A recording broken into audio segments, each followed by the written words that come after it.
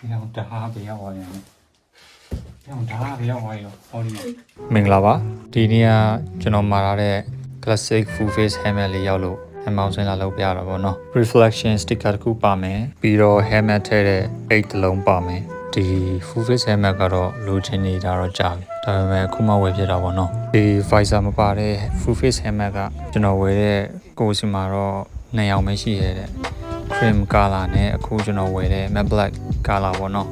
ကျွန်တော်အဓိကလိုချင်တာတော့ဒီ off white color creamy ဖြစ်တဲ့အရောင်ပေါ့နော်နည်းနည်းဝါချင်းချင်းအရောင်လေးဒါပေမဲ့အမင်းလည်းကြိုက်ပါတယ်မကြိုက်ရတော့မဟုတ်ပါဘူးကျွန်တော်ဒီအဖြူရောင်ဘာလို့အဓိကလိုချင်လဲဆိုတော့စောင်းလာကြာပါလို့ရှိရင်ကြိုရိုးလာတာဒီတခုခုပေါ့အချိုင်အဖြူကပိုပြီးတော့လဲ customize လုပ်ရပိုလွယ်မလားလို့ပေါ့